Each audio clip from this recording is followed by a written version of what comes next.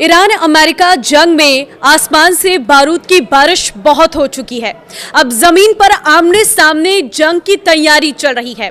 सीधे तौर पर ईरान को अब अमेरिका चैलेंज मिलने वाला है।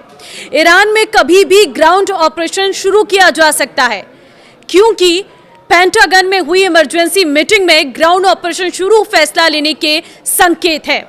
नमस्कार, मैं हूं आपके साथ ममता तिवारी और आप देख रहे हैं न्यूज 18 का डिजिटल प्लेटफॉर्म। यूएसएस त्रिपोली भी मध्य पूर्व पहुंच चुका है। ट्रंप को ग्राउंड ऑपरेशन ब्लूप्रिंट ब्रीफ करने की चर्चा है। ट्रंप ग्राउंड ऑपरेशन के लिए ग्रीन सिग्नल दे सकते हैं। 10,000 सैनिक हॉर्मुज में तैनात किए जा सकते हैं और खार्ग आइलैंड पर सबसे पहले कब्जा किया जा सकता है। अभी तक जिस तरह से ईरान ने करारा जवाब दिया है, उससे लग रहा है कि अमेरिका ग्राउंड ऑपरेशन करके फंस सकता है। हो सकता है कि युद्ध 1-2 हफ्ते नहीं बल्कि 1-2 महीने चल सकता है। ईरान के पास 2 साल तक लड़ने लायक सैन्य क्षमता है। उसके पास अभी भी 70% मिसाइल स्टॉक बचा हुआ है, जिसकी तीव्रता से ईरान हमले कर रहा है। वो साफ बता रहे हैं कि ईरान युद्ध को लेकर लंबे वक्त से तैयारी कर रहा था। अमेरिका के ग्राउंड ऑपरेशन में देरी की क्या वजह है, ये भी जान लीजिए। हालांकि अमेरिका के लिए बड़ा चैलेंज ग्राउंड ऑपरेशन में ईरान को तबाह करना होगा, क्योंकि वियतनाम और अफगानिस्तान में ग्राउंड ऑपरेशन में अमेरिका करीब हार गया था। ऐसा ना हो कि ईरान अमेरिका के लिए नया वियतनाम या अफगानिस्तान साबित हो।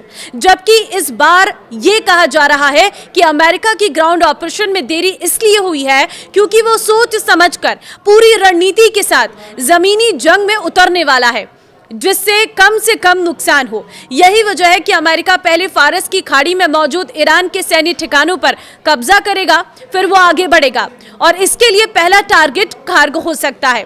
लेकिन खार्ग तक पहुंचने के लिए हॉर्मुज को पार करना जरूरी है और हॉर्मुज को पार करने का मतलब है पहले समुद्र में भीषण युद्ध। वहां जीत तभी ईरान में घुसकर जमीन पर अमेरिकी सैनिक लड़ पाएंगे। 5 चरणों में शुरू होगा ग्राउंड ऑपरेशन। ट्रंप का यह ऑपरेशन 5G शुरू होने वाला है, यानी 5 चरणों में ग्राउंड ऑपरेशन किया जा सकता है, जिसके लिए यूएसएस त्रिपोली मध्य पूर्व पहुंच गया है।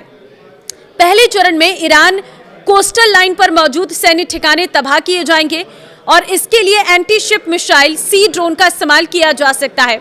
दूसरे चरण में फारस के द्वीपों का ईरान से कनेक्शन काटा जाएगा, जिसके बाद सभी द्वीपों पर अमेरिका कब्जा कर सकता है।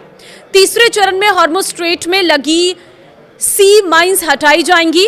इसके लिए ब्रिटेन से माइंस ब्रेकर शिप पहुंच रहा है, जो ऑपरेशन शुरू करने वाला है। चौथे चरण में खार्ग समेत दूसरे द्वीपों पर कब्जा करने की तैयारी है और इसके लिए मरीन कमांडो को उतारा जाएगा। 5वें चरण में खार्ग से ईरान में कमांडो उतारे जाएंगे, जो हेलीकॉप्टर या पैराशूट से ईरान में घुसेंगे और तबाही मचाएंगे। तो अमेरिका को टक्कर देने के लिए ईरान की तैयारी। ग्राउंड ऑपरेशन शुरू करने का सीधा सा मतलब है कि अमेरिका हवाई हमलों से ईरान को काबू में नहीं कर पाया, इसलिए जमीनी जंग में उतरकर ईरान की टॉप लीडरशिप खत्म करने की तैयारी है। लेकिन अमेरिका के लिए यह इतना आसान नहीं होगा। अमेरिका के मरीन कमांडो ऑपरेशन को संभालेंगे। एयरफोर्स, नेवी और मरीन कमांडो ज्वाइंट ऑपरेशन करेंगे। सबसे ईरान के मिसाइल स्टोरेज को खत्म किया जाएगा। इसके बाद सैन्य ठिकानों पर कब्जा करने की तैयारी है। जबकि पलटवार में ईरान ने बड़ी तैयारी की है। ग्राउंड ऑपरेशन को लेकर पश्चिमी मीडिया और ईरानी मीडिया के तेवर एकदम अलग है। वॉशिंगटन पोस्ट ने लिखा है कि स्पेशल ऑपरेशन में चिन्हित इलाकों पर कंट्रोल किया जाएगा, जबकि तेहरान पोस्ट ने लिखा है कि जहन्नुम में आपका स्वागत है, आप जिंदा वापस नहीं लौट पाएंगे। इससे संकेत मिल रहा है कि ईरान को अंदाजा है कि अमेरिका कहां हमला कर सकता है। इसी वजह से ईरान ने काउंटर अटैक की पूरी तैयारी की हुई है।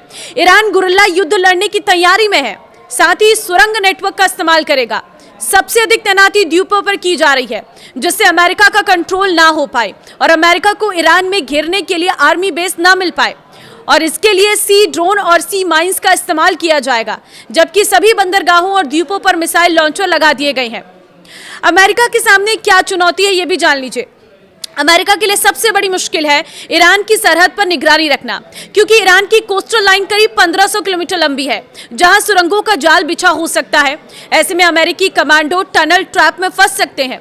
इसी वजह से अमेरिका पहले खार्ग पर कब्जा करना चाहता है और उसी जगह से धीरे धीरे ग्राउंड ऑपरेशन शुरू करेगा।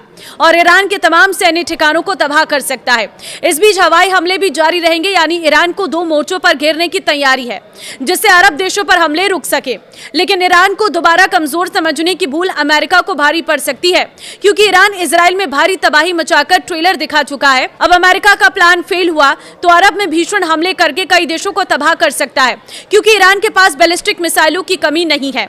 और इसी तरह से ईरान अमेरिका युद्ध जो है वो अभी भी लगातार बढ़ता जा रहा है। देखिए, अमेरिकी राष्ट्रपति डोनाल्ड ट्रंप ने एक्स पर पोस्ट भी किया है कि आज ईरान में बहुत बड़ा दिन है। अब देखना होगा कि अमेरिकी राष्ट्रपति डोनाल्ड ट्रंप आगे किस रणनीति पर काम करते हैं।